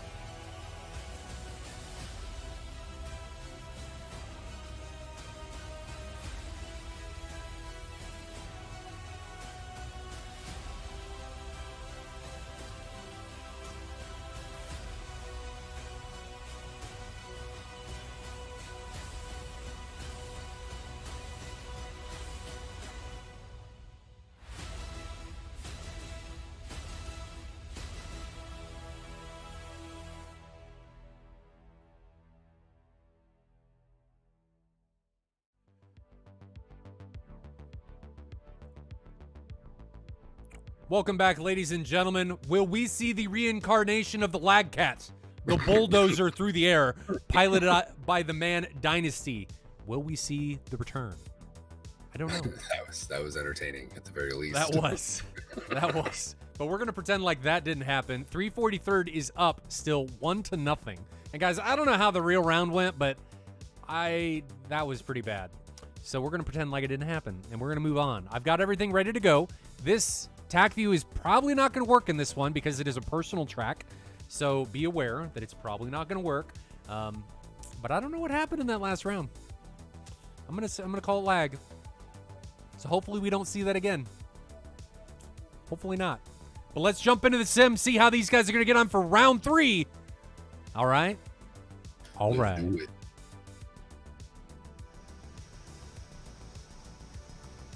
So here we are sitting at Guadada watching 343 get ready to taxi. They've got one guy already on the runway. It's Rossman. He is already sitting out there. You can see him right there. And we've got Unam, Saber, and Starry Fox 9 still sitting here again. 343 is all F-18s. MY Squadron is rocking an 18, 2 16s, and a singleton F-14. The F-14, I was about to say, did some serious work in that last round, but it was mainly because that thing was like a futuristic warrior. He was in a different dimension, I think. He had like a teleportation device. Yeah. That was some weird Can you stuff. imagine just being in air combat and an F-14 just teleports behind you? I mean, talk to anyone who's fought an F-22. That's what That's it sounds like. That's kind of what that's like. I mean, yeah, that's a good point. They say I think it was, I forgot what the specific interview, but I believe it was somebody who had just done some BFM or some exercises against the 22, and they're like, dude, the X-Files music plays, and all of a sudden that sucker's behind you. And you just don't understand what happened or how it went down. Like what? Yeah. I mean, I can understand people saying, yeah, I mean, Typhoon and stuff can keep up with it and BFM. Maybe if you see the SOB before you get into the merge, but if you don't see it and you can't find it on radar, I think that thing's got to be like a UFO. Right. Well, I came across an image of an A-10 that had a F-16 kill mark and an F-22 kill mark, and I'd seen the image before, but I never really understood how or where it happened. But I ended up finding some backstory on it. And apparently, all the demo teams did BFM during some exercise or training event, and the A-10 team was able to score kills on both the F-22 demo team and the F-16 demo team. So was that just because their gun pipper had to cross the target for like a fraction of a second, and they figured that their aircraft, due to the GAU-8, would just be mutilated beyond belief? I could only imagine what if you could ever get a gun cam kill of an A-10 gun on another airframe would just absolutely be brutal looking. Probably would look like some Korean War. What do you stuff think the guy that got killed by the calibers. A-10's call sign became? I don't know. That's probably an interesting story right there in itself. I mean, don't get me wrong, guys. The A-10 and BFM, if you go with it into a circle fight and don't take it in the vertical, that thing will eat you alive because of its turn rate. I mean, maybe not an F-22. I don't know what its turn rate is with those vector thrusts, but that gotta be scary. Right. And there's damn C server just posted the link that I was referring to from the Aviation Geek Club. There's a little backstory, I believe, on that whole incident where that came from. But yeah, pretty. I always love finding those little cool stories within the aviation community of like how or why something like that happened. Because you see these photos all the time, you don't really get a ton of explanation as to the rhyme or reason behind some of it. But that one I thought was pretty cool. Always one I'd wondered about. Maybe his call sign would be Hoggart. Something like that, right? Yeah. I don't know. I love hopping in that A-10. That thing is always fun to go. I'm excited for the A-10 2. Yeah, right. To get that targeting pod overlaid in the heads of the helmet mounted display and all that stuff. That's gonna be really cool. And just I'm excited to get back to a grungy looking A-10 cockpit.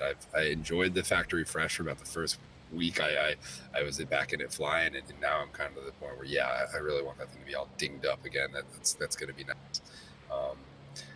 That's another thing with that dynamic campaign. I mean, we all tend to stick to certain airframes, but I think for someone like myself where I feel like I'm to a point in a lot of different airframes where I can go do sorties and be, effective in different ones. But, it's the lack of task and purpose at times that I feel like tends to leave me flying one or two specifically. So that dynamic campaign, I feel like it would be like, all right, let's bust out the Harrier, let's bust out the A10 for some stuff. I feel like there's just going to be a whole lot more reason to use a lot of these modules I've spent my hard-earned money on at the end of the day. Lumen Ghost says A10 is gone long before it turns into BFM, though. Swept away in BVR. I don't know. It could be the lag hog. Terrain, we got the lag cat. We could have the lag hog, and that thing could just be barreling through everything you shoot at it. Unlimited depleted uranium rounds. Good luck. Unlimited. It's possible. It's possible. Another 7th gen fighter. We're getting up there. I think we started with 6. Are we going to end up by seeing an 8th gen fighter today, guys? Yeah. There's a strong possibility of it. The rate we're 343 KU server. Yes, it is. The server ping isn't necessarily. You can't use that as a metric for people's connections. So typically, when stuff like that happens, it's due to somebody with a poor connection. Ping is not a good metric for determining if somebody has a poor connection. You can have a great ping and a shit connection.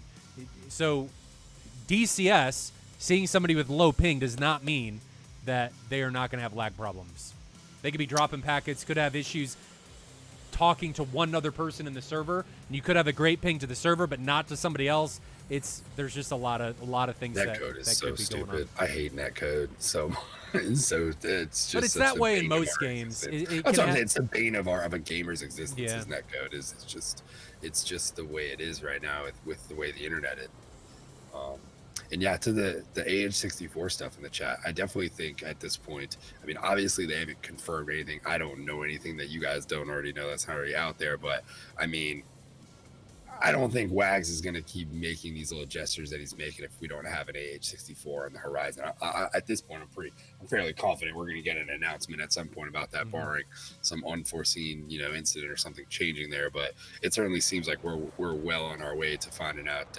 We got an Apache coming at some point. Robski, I don't think that was an AOA issue because those missiles were hitting. I mean, is that what you guys are seeing? Because they were hitting. Yeah. So there. I think it was just lag desync where, I mean, maybe it's what you're talking about. I don't know. I'm usually wrong when it comes to this stuff. Yeah, it's tough to know. It's tough to know for sure. There's so many factors when you start talking about that type of stuff at the end of the day. You should go to Moltar's house for a LAN match. I think you should build the SATAL arena in your new house, Moltar. Can you make that happen? Would your wife allot maybe a room or like a building on the compound for? I've got room. Type of things? So in the new house, I've got room for it. So where my pit's going to be, I have a good amount of room. So I've got, I don't know, the room's probably 40 feet across, 15 feet wide. So I've got room to put a bunch of people in there. But with COVID and stuff going on, and, I don't think that would be a good idea.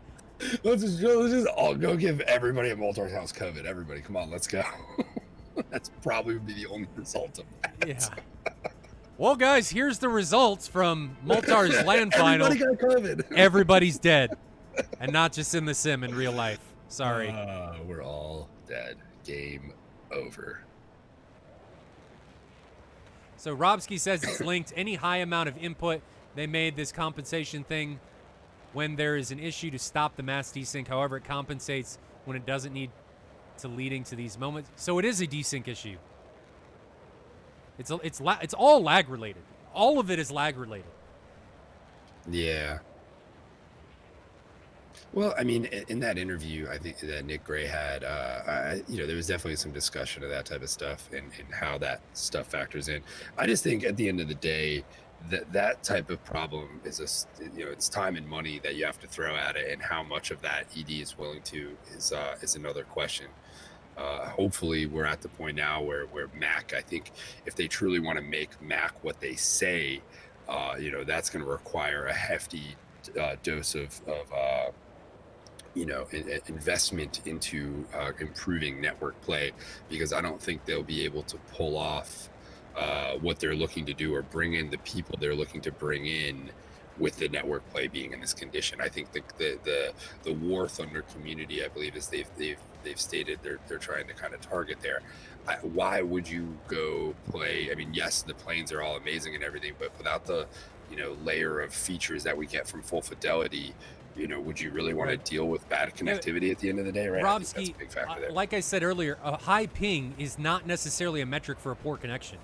You can have, I mean, it can be. You can have a high ping and you can cause problems, but you can still not be dropping packets. And you can have a low ping and be dropping packets. So what we're seeing with these the lag that we see or the funky stuff, I don't think is an issue with ping. It's an issue with packets being lost and the sim trying to interpret what the client should be doing when it doesn't have data for what that client should be doing, which is why you see warp. It's why you see, I think, why ED put that in there, though I don't know that they should.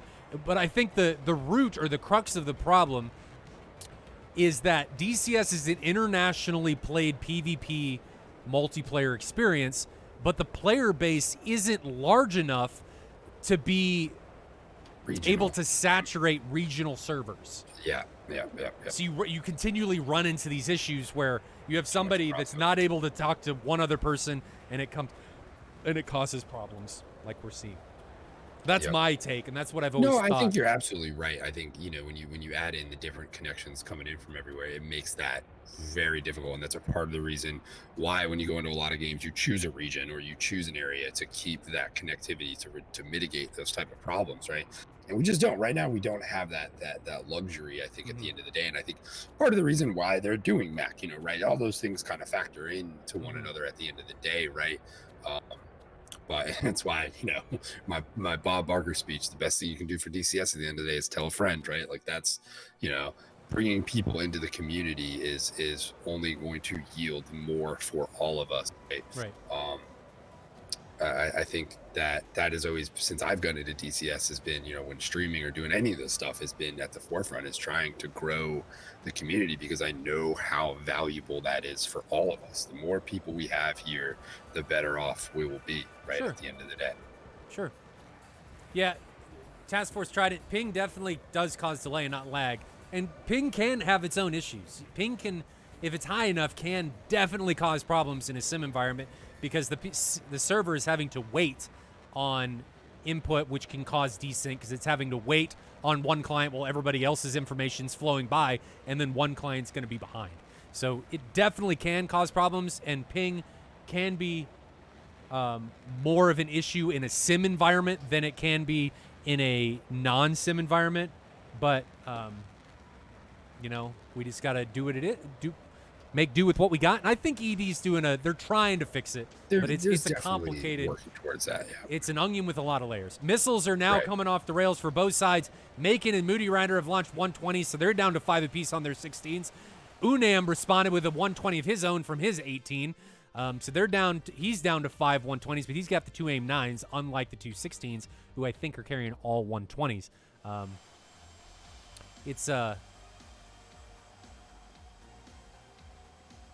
But how do you know there's no packet loss?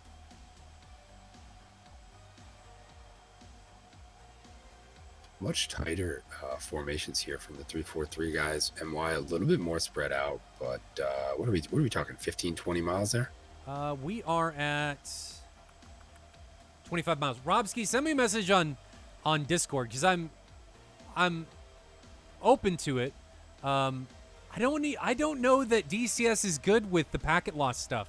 I think you need to look at that at the server level, because DCS with pings doesn't even show you, I think, the correct ping.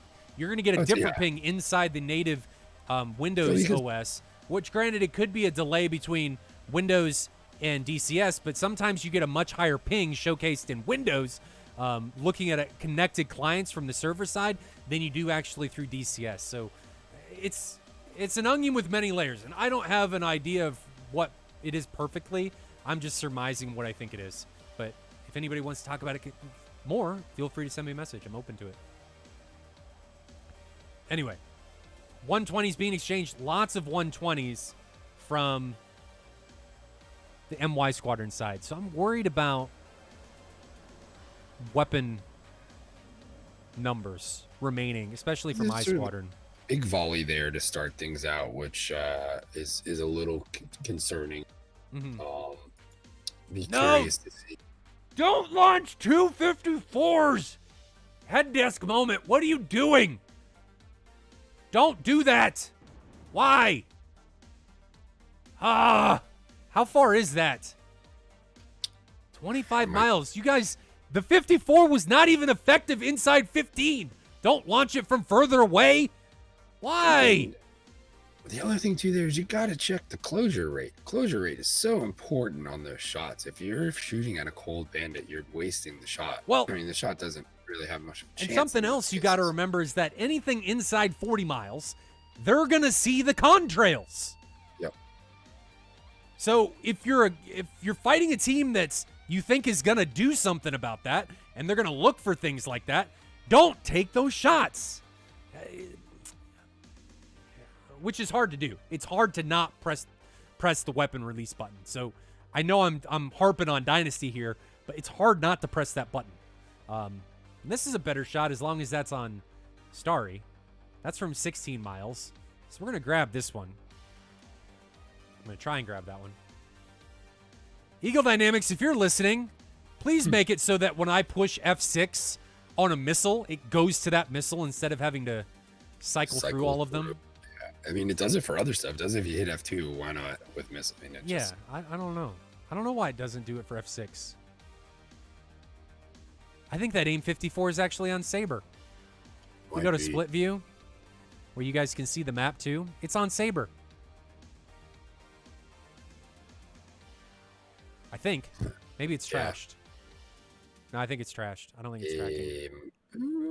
It's not tracking. Yeah, it might be trashed, yeah. 343, though, is much more spread out than MY Squadron. MY Squadron has a bunch of guys, 3. Moody Rider.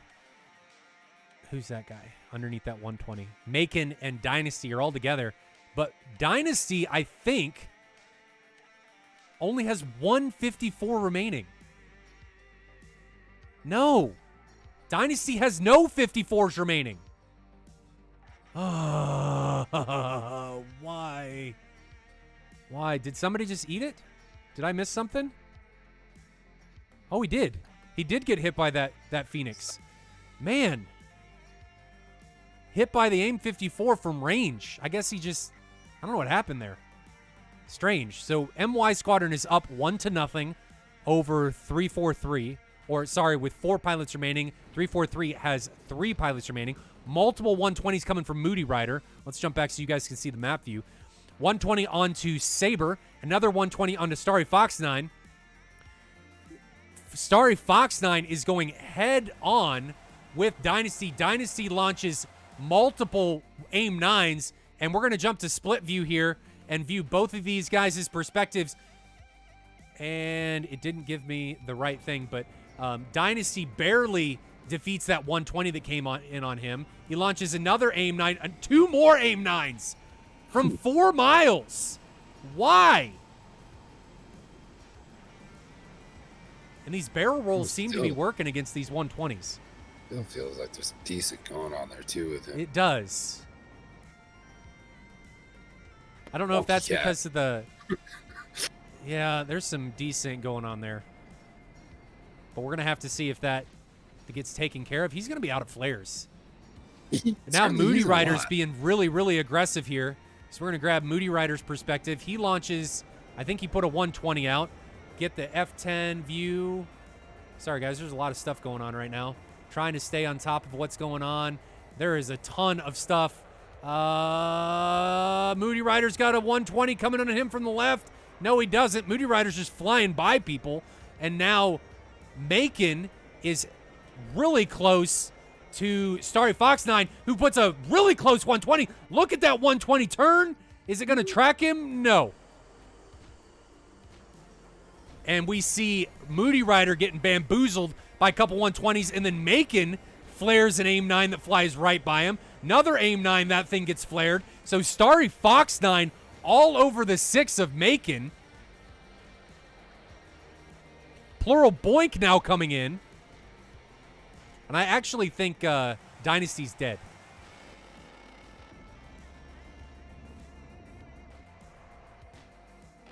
and Macon is missing his left horizontal stab.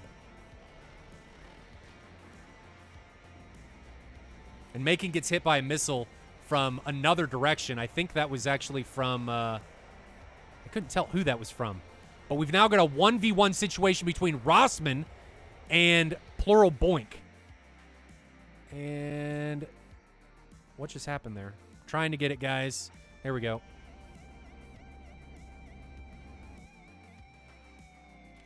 There we go. Okay, so we've got a dual view here between Plural Boink and Rossman. We had a few moments of really chaotic stuff. Dynasty seemed like he was desyncing, but I think it just may have been where he was delayed. Maybe he had a poor connection, and then the server caught up to him and said, hey, your client's dead. Maybe that was what was going on. Plural Boink's now in a really bad position against Rossman. 120 coming in high altitude, half mile, face mile, boom, loses his wings, and now Plural Boink is plummeting. As we've talked a lot in the past, wings are critical to prolonged flight. They are. That is an important part of staying in the air, is having wings, and when you don't, you're going to hit the ground pretty quickly after that. And the ground is undefeated. Repeatedly. He never loses. Even if you dig into the ground, there's always more of it. Can always reach out and hit you more in the face. So Rossman, who we didn't really see much of in the first 2 rounds, makes his presence known and is the only pilot remaining for 343. So regardless of the lag, 343 is able to overcome, conquer, and win the match as long as Rossman's able to RTB. But looking at his cockpit view, he got 6,400 pounds of fuel left. So I don't think RTB is going to be much of an issue for him heading back to his base. Ear check.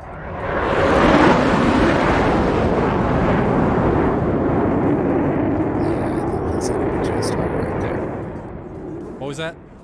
I think he's going to be just all right with that amount of fuel. I think so.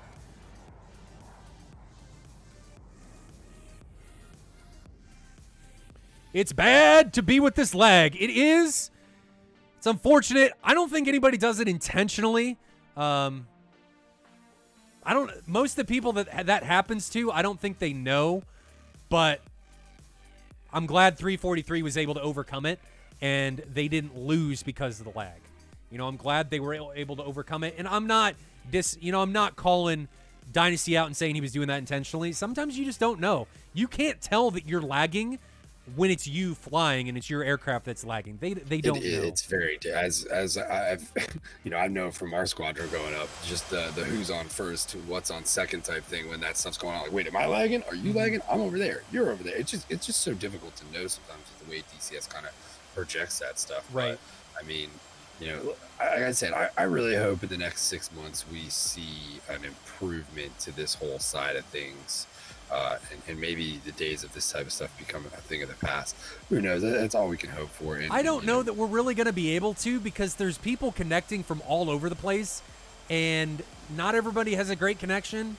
And without regional servers, I mean, look at what everybody else does. Look what the big AAA titles do. I mean, they localize or try and localize all of their player bases. So you've got EU servers, you've got Asian servers, you've got NA servers, SA servers, Australian servers, and they do that because they're trying to mitigate issues that are exactly like this. And unfortunately, the player base, like I talked about earlier, isn't really large enough, in my opinion, to get us around it. To get us around it. I mean, that's why the servers for me that I host are in Germany, because I'm trying to centralize everything and make it as accessible for as many people as possible. Yeah, there's Asian teams like MY Squadrons from Malaysia. 343 is from Japan, so it's not great for them to connect to Germany. But if I were to just set up servers for them, what happens when they fight or fly against somebody from North America? What servers do they have to use? What servers do they have to use when they fly against somebody that's in EU? So you're flipping the sides, where in one case it's 343 or MY having the issues, and then if I make EU or NA guys connect to them, well, now it's the NA and EU guys having problems. So I just tried to centralize everything and make it as easy as possible. And it is what it is. So I'm glad that 343 was able to overcome. Nothing against MY Squadron. everybody flew really well. That was really hectic in that round. It was really it was hectic. indeed. We're gonna look at the TAC view on this one real quick because I missed some stuff in that one. I don't know everything that happened. I lost your webcam again. It should be up. Maybe it's just hold on. There it goes. Or it seems like it's more of a Discord thing. Probably. It's So I got another right. program that we'll have to check out later called OBS Sniper or something like that, where we don't have to use Discord. We'll just do it through OBS. I'll have to look at that. I think it's all web-based. But, yeah, that was a hectic round. What do you think happened to MY Squadron there? I think they just started committing one at a time, and they got in positions where they were flying by somebody from 343rd, and they just didn't see him. Yeah, I would tend to agree with that. There was a few times I think people just got caught in situations they didn't want to be in.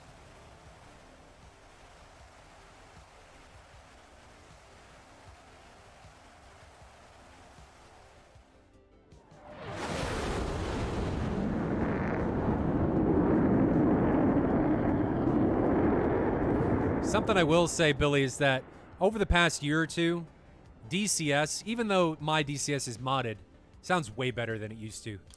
It definitely does. There's been I think some significant improvements in that whole vein of thing.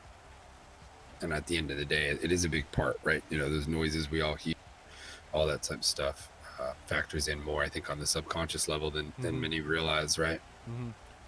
Southern Jumper says, like last time we talked about in round one, seems like the floodgates to that septic, the water treatment plant opened, and there was Yes, no indeed. shutting them.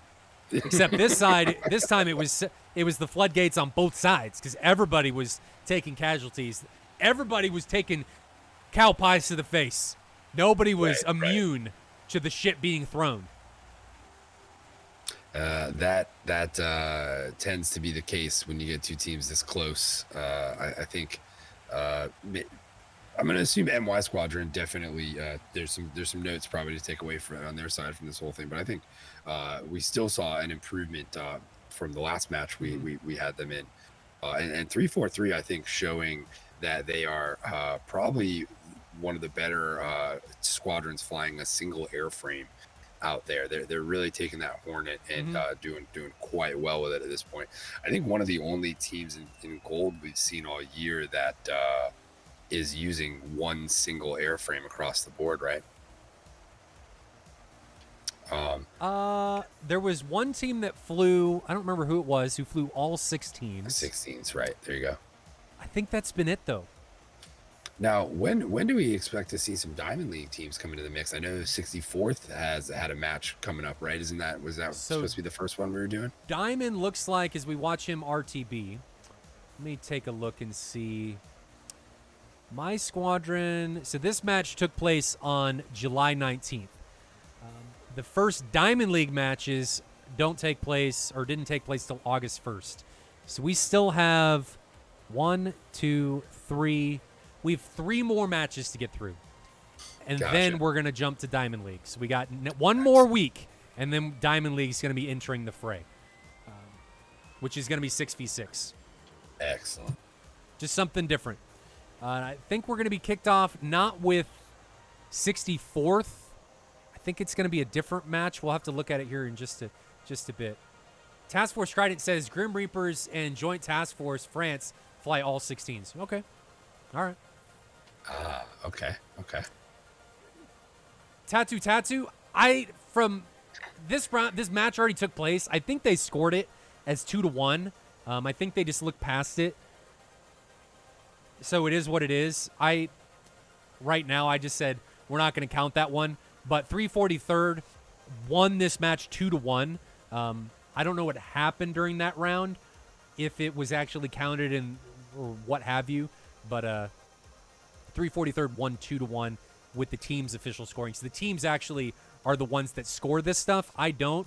After the teams finish a match, they upload everything to the splash1gaming.com/SATAL server. I don't do that. So they're the ones that scored it that way, not me. But Rossman is able to put it down. How much fuel does he have left? 4,500 pounds. So if you guys look in his cockpit, he's got 4,500 pounds of fuel. So he doesn't have any issues with any of this going back. And it's part of the lag, guys, for this round. It could have been due to it being a private track. This wasn't a server track, so that could have been something with this being a private track. I don't know. We've seen some desync in the past with private stuff, but I don't know. I'm not entirely sure what happened. Strange there. Nevertheless, I think teams fought through it, and we ended up getting something pretty decent out of it at the end of the day.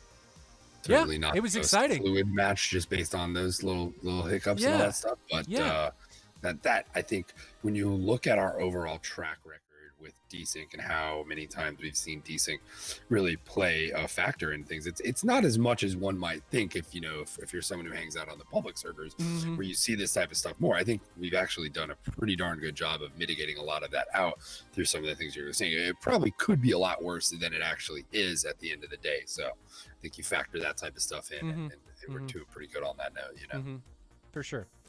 I think why the stuff in there isn't updating is because I don't have stream labels. Do I even still have that installed? Yeah, I do. Okay, so we'll turn that on. It should update. And next patch should be pretty good. I hope so. Like Mavericks for the 16. I get my Slam ERs. That's going to just get banned off the face of the earth on PV servers real quick. So I'll just go play with those by myself, which will be fun. Take out SA10s from a million miles away. Let's check and see how this TAC view goes down.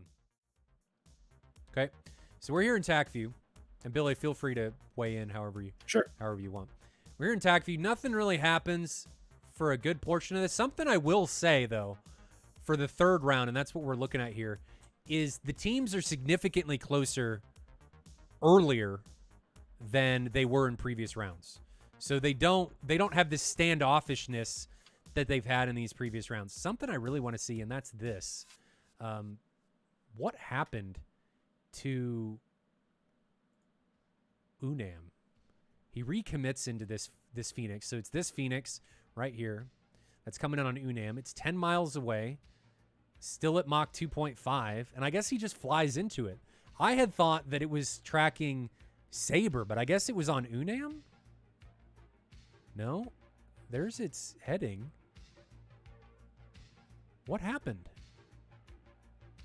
Let's just go dumb. Well, I'm not looking at the Phoenix. I'm looking at Unam. Does he just fly into the ground? Oh. He's at 21,000 feet. The Phoenix doesn't hit him. Oh, it's this one. It's this Phoenix. Okay. I didn't see this one. So this one was this was the last one that was launched. Yeah, this is a good shot from Dynasty. This came from 15 miles, and it's not that Phoenix. I guess we're too early. No, we're too early. It's this one. Oh, I keep saying it's this one. It's this one. This is so he launched. shot 3 there. Did he allocate almost all of his Phoenixes on that one single? Yeah, look at that. Yeah, he launched 2. Those were bad shots. 2 at Sabre. This was a good shot at Unam. And maybe he's, I say they're bad shots, but maybe what he's trying to do is just create separation and mayhem in the 343rd line. I mean, I say a good shot is when you're trying to get somebody to do something, and that could have very well been what he's trying to do. So I can't say that, when I say something's a bad shot, guys, that's just from my perspective. I don't have all the details or anything, so that very well could have been his intent, was to keep Sabre that far back. I don't know. But that's what happened to Unam. He just got launched on at 21,000 feet by a Phoenix from under 15 miles. And that's a hard one to dodge. When you're that high and you're that's just hard to deal with. That's a tough one. So let's keep going. This is the first merge that takes place. It's between Dynasty and Starry Fox 9, and I think he eats this 120. Nope, he barrel rolls it. So I guess, I don't know if that was lag or what that was. There goes the second one. Launches all of his aim 9s. I guess this barrel roll works. That's really weird. It's certainly strange stuff, and he's continuing to do it, although after... Yeah, I that something's up there. I don't know if that's a... I mean, how are you still able to function as a pilot if you're just rolling around like that constantly. I mean, well, not good even luck that doing anything in the cockpit, right? that it shouldn't be that it shouldn't function. To me, if you're doing these maneuvers, if the missile has enough energy, you should still die. He should be bleeding more than he is there. He gets hit there, so yeah. And I don't think it ends up mattering all that much because he doesn't have any weapons at this point. But it causes 343rd to waste some weapons. Yeah. But that's really interesting because those barrel rolls, if the 120 has enough energy, he should get hit, regardless of that situation. Right. This was a close 120. That, I think it just lost track. Macon was able to stay out of the seeker cone, and it ended up hitting the ground. It just never, when it went active, it just never had a good chance to pull on him. He was notching it from the start, it looked like. Yeah, and actually, Dynasty doesn't have any engine power, so the missile that hit him causes his engines to go dead. He doesn't have any engine power, so he loses his engines right there. Moody Rider takes down Saber. Saber takes down Dynasty. Starry flies by that incursion. Rossman recommits, takes out Moody Rider. Starry Fox 9 is on Macon and takes... There were a lot of missiles launched at Macon. Macon does a really good job here of defending. Let's jump to this point of view. So Macon does a really good job. We're going to back up and see these launches on Macon. So there's the first AIM-9, or 120. Macon changes his turn. That missile flies into the ground. I think he's just pulling too much G for the missiles to be able to do it, and he's constantly dumping countermeasures. So that AIM-9 flies by him. Second AIM-9 launch flies, but that's weird. There's no flares at that point. Yeah, tough environment for all that stuff to track That's through true. there. He's That is really true. creating a lot of chaos behind him That is there with true. what he's doing. So now our man, Starry Fox 9, is down to guns only. And I think that hits him and rips off his left horizontal stab. And that's it for that incursion. For how that plane might have been moving on his end, which we don't know, obviously, what that looked like for him. But if it was anything close to what we were seeing there, credit to him for having some composure and really making those rounds count, because that is not easy when a plane is kind of desyncing around like that to try to get a valid kill in there. And it looked like he was able to do it. So what happened there? That's a strange one there, too. Does he hit the ground? Oh, I didn't even realize that. I think he hits the ground. Huh. He gets really... Dang. So that almost ended in a 2v1. For MY Squadron. That's... Man. Strange. Maybe he got hit previously? I didn't see him get hit. And that's a good question. Is wake turbulence on? But I don't think the 18's wings can come off. Not from over G, not unless you get hit. I don't see him get hit. I don't see him get hit. Unless it's maybe one of these 120s or something hits him. I don't know. That's strange.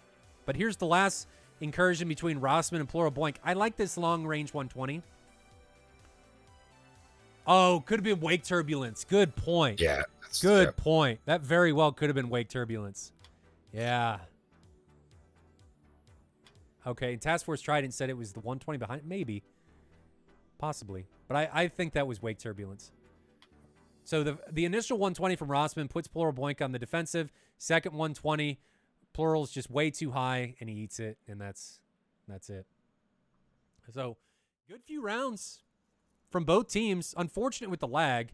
I don't know what that barrel roll maneuver was. That was a little concerning. A few little suspect things here and there in that one, but like I said, that stuff's going to happen from time to time with what we're doing here. Yeah, and so only so much we can do there. I can't point the finger at anybody. Oh, Task Force says turbulence is off, so I guess it was a desynced 120 or hit the ground. I was curious if I know that the wake turbulence in multiplayer environments can really wreak havoc on the desync. So I know we generally most places run that off. Yeah. I should have remembered that. It's unfortunate, but I mean, at this point, anything to help make the stability a little better, right? Yep. So the next match is going to be Tall Wolfpack taking on Baby Shakers. That's going to be on Tuesday. Thursdays is going to be Harpia versus Dragon Squadron, and Saturday will be Grim Reapers taking on Joint Task Force France. So then the weekend, or the week of the 16th, is when we're going to jump back to Diamond League, and we are going to see Golden Crown taking on Eclipse Task Force, and 64th taking on Phoenix Task Force. So we're going to see. There you go. We're going to see some Diamond League matchups come back, but it's going to be another week before we get into them. So that's all I got, Billy. Anything else for you? I think I'm all set. I think just a program. I think I'm out Tuesday. I'll be there Wednesday, Saturday, or Thursday, Saturday. Okay. Tuesday, I do think I'm out. So you guys will have just the beard and backwards hat, man. No mustache Tuesday, but I think I can do it. Think I can do it. Xander Draft drops 250 bits. Thank you very much. Thank you again to everybody that's followed the channel. If you have not followed already and want to stay and keep track of the SATAL action, make sure you follow us to see whenever we go live. We go live Tuesday, Thursday, and Saturday at 1500 Zulu. Also, like and subscribe on YouTube because we do replay all of these matches. So if you do miss one, you can always go back and watch the match in its entirety afterwards.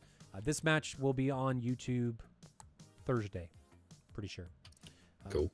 Shout outs to our latest Patreon. Who was that? I need to look. Welcome to the party. Yeah, I'm not. How do I do this? How does Patreon even work? I think people give you money on there. And I know that, but I don't know how to.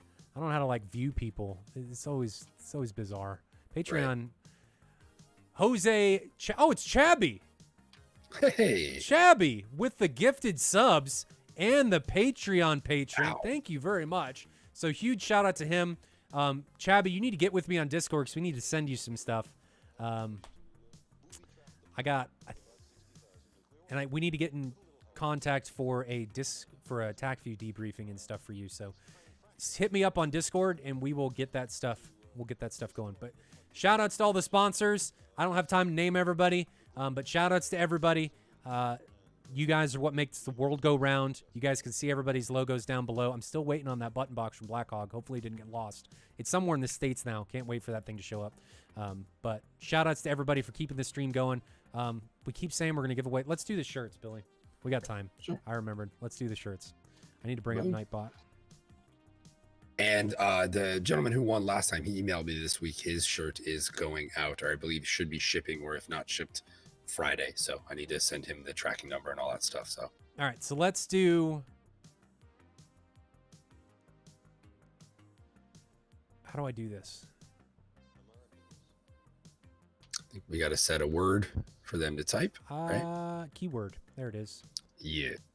So let's do keyword wild. Boom.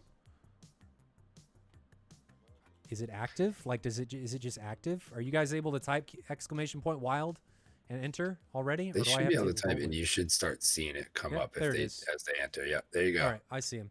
So you guys have. I'll give you a few minutes.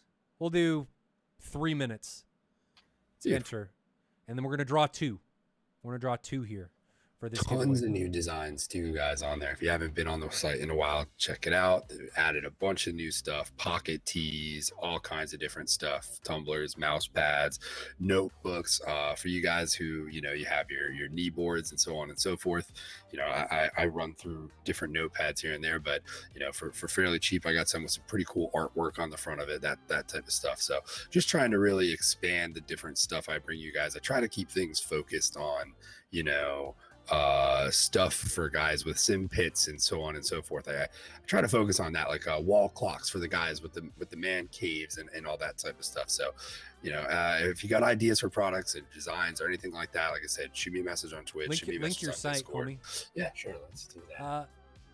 Captain Cranky, there's actually a link to it down in the panel below, but Billy's gonna send you a link directly in chat. So we're gonna try next week. We're gonna try and have the betting thing set up. That's gonna be one thing. Come up with a system for that. I'm gonna move. Well, it seemed like the stream worked better. Maybe it was my bit rate. I went down from 55. No, I didn't go to Streamlabs. I dropped my bit rate from 5,500. So maybe Twitch is like killing streams when their bitrate is over 6,000 for too long when they're not partnered. Maybe that's what's happening. I kind of wonder if that's the thing. 'Cause once I dropped it to 4,000, it seemed like it stopped shitting itself. So hopefully that all works out. So we got under a minute left for you guys to sign up. If you haven't signed up, there's not a whole lot of people that have signed up for this. !wild is what you want to type in chat to be able to sign up. You got a couple seconds left. Better odds for those that did, I guess so. Right? Billy, I guess you're in here if you win. How did it enter me in? I just posted a link. I don't know. Oh, I guess you're not. It's just seeing people that are talking. I don't know what it's doing. It's doing something, but there's some more people. A few more in. You got a couple seconds left, I'd imagine. No, Kubrax, yeah, me and Moltar are going to discuss that, ways we can kind of work in the gambling thing with the pre-recorded stuff. I got a couple ideas. I think may solve some of that there with that whole aspect of things. Obviously, it's just bits in a stream. It's not actual money here going on. So I think the integrity of it only so important at the end of the day. We're just looking to have a good time. So I mean, obviously, if we did it the way things are currently set up, you could probably exploit that a little bit. But I think there's some ways we can maybe fix some of that. So I hope so. Chat about it. Yeah, I hope so. Hopefully we can figure it out. David, giving Moltar your firstborn? Yeah, they're a delicacy. I like to eat them. It's my pre-stream ritual. Sacrifice somebody's newborn. You know, get the blood all over my face. That's why I'm wearing a red hat and a red shirt, a purple shirt. You know, I'm an old man. That won't happen. Well, maybe your firstborn's older. Just means a bigger sacrifice to me. All right, let's draw. Time. We got one. We're drawing for two. So here's the first one. It is Utaro Man. Oh, nice. Excellent. Congratulations to you. You win a shirt. He says lol. Well, lol to you, homie. That is weird because what? Well, you entered. I guess it didn't care. It didn't care. Maybe it entered you because you're a subscriber. I don't know, but you won. Do you want it? Should I re-roll? You can re-roll if you want. Yeah, if you don't want it, by all means. I'm going to roll for... Oh, maybe. Cool. Okay, well, I'm going to roll for the second one. Second one is mass transfert. Congratulations. Type in chat just so we know you're here and not coming in here. I'll easily do both those shirts. So either you guys send your information, your shirt size, and what shirt you want of any of the regular t-shirts to wildweaselapparel@gmail.com, and I'll Can you type that in chat? Yeah. All right, so we're re-rolling for re-roll. Okay, so Urotaruman wants me to re-roll. All right, well, I'm going to re-roll. Oh, you do not need to pay for it. I got you, bud. Am I re-rolling, Billy, or no? No. Do we need to? I think, yeah, we got Urotaruman and mass transfer, right? All right, we'll just keep it that way. Urotaruman, you get a shirt. You're getting it. It's happening. Make it happen. Just accept it.